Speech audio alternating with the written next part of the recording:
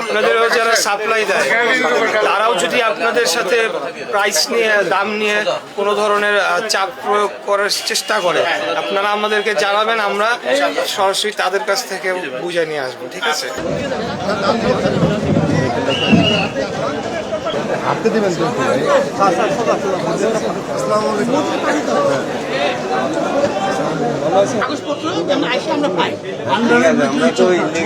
মেমোটা দিবেন আর মূল্য তালিকাটা সঠিকভাবে দিবেন।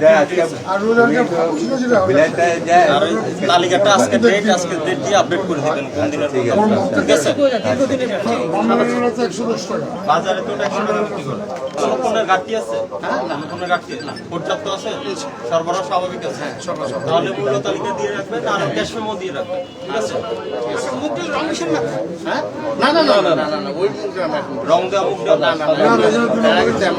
ঠিক আছে। আজকে আমাদের স্যার স্বয়ং নিজে আসছেন দেখার জন্য।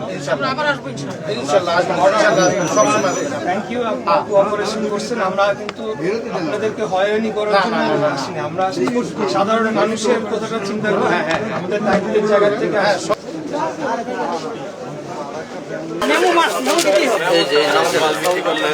আমরা আজকে বিক্রি করছি যে দেখেন। আর মুগ ডাল কত করে? 147। আর এই যে চিনিও বিক্রি করেন না? চিনি কত করে? এটা কি 50 কেজি? প্রতি কেজি কত পড়ে? বাজারে তো 100 টাকা বিক্রি করে, খুচরা বাজারে।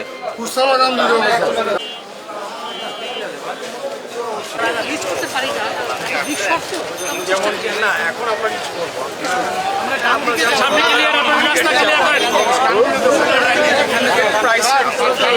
রিটেল প্রাইস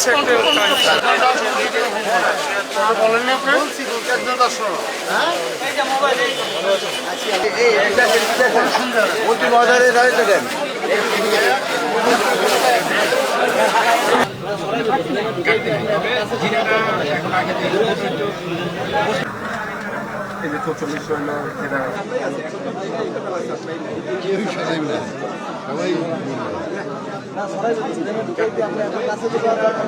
সংশ্লিষ্ট লোকেরা বাইরের কেউ ঢুকবেন না।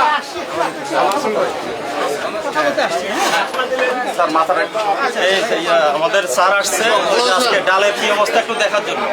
আমরা সাপ্লাই এবং মূল্য সব ঠিক আছে কি? আপনি কোথা থেকে নেন ডাল?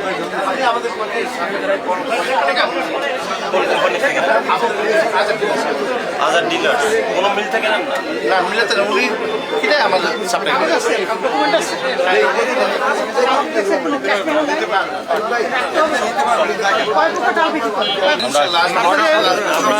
থ্যাংক ইউ, আপনারা কোঅপারেশন করছেন। আমরা কিন্তু আপনাদেরকে হয়রানি করার জন্য আসিনি, আমরা সাধারণ মানুষের কথাটা চিন্তা করে আমাদের দায়িত্বের জায়গা থেকে আসছি।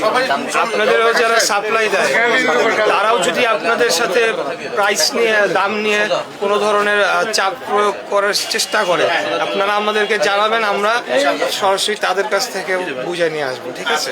থ্যাংক ইউ, ভালো থাকবেন। বাজার এলাকায় মৌলভীবাজার পাইকারি মশলা এবং অন্যান্য যে ভোগ্যপণ্য রয়েছে, চাল, ডাল, তেল, সেখানে বাজার মনিটরিংয়ে এসেছি। এটা একটা হোলসেল মার্কেট, আপনারা জানেন। এখান থেকে পরবর্তীতে আমরা বাদামতলিতে যাব, যেখানে ফ্রুটস এবং খেজুর সহ আরও অন্যান্য যে ফল সেগুলো ইম্পোর্ট হয়ে থাকে এবং সেটার পাইকারি বাজার ঢাকা শহরে।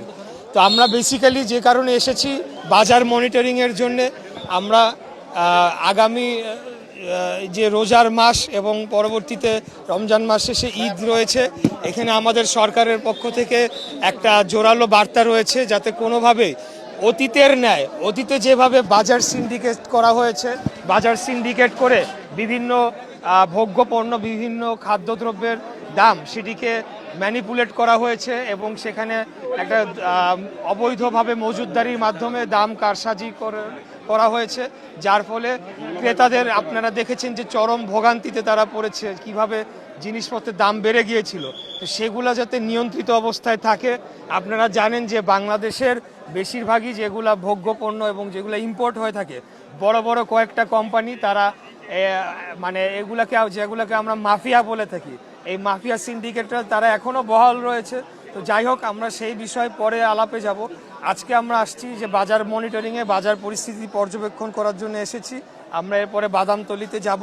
এইভাবে আমরা আমাদের সাথে ভোক্তা অধিকার অধিদপ্তরের যারা আছেন, ডিজি সাহেব রয়েছেন এবং ম্যাজিস্ট্রেট এবং স্থানীয় প্রশাসন ওনারাও রয়েছেন। বেসিক্যালি একজন জনপ্রতিনিধি হিসাবে ওনাদেরকে সহযোগিতা করার জন্য এসেছি, যাতে জিনিসপত্রের দাম সেটা সাধারণ মানুষের ক্রয় ক্ষমতার মধ্যে থাকে এবং এখানে কোনো বাজার কারসাজি, কোনো সিন্ডিকেটের মাধ্যমে যাতে জনগণের পকেট কেটে নিয়ে না যায় কেউ, সেটার জন্য আমরা এসেছি। যে কয়েকটি জায়গা পরিদর্শন করেছি আমরা, এখন টু আর্লি টু টেল, তবে আমরা জিনিসটাকে আরও পর্যবেক্ষণের মধ্যে রাখবো। আমরা প্রতিনিয়ত এখানে আসব। এখানে যারা স্থানীয় সংসদ সদস্য আছেন ওনার সাথে আমার কথা হয়েছে, ওনার থাকার কথা ছিল, বাট উনি যে কোনো একটি কারণে ব্যস্ত হয়ে যাওয়া আসতে পারেন নাই।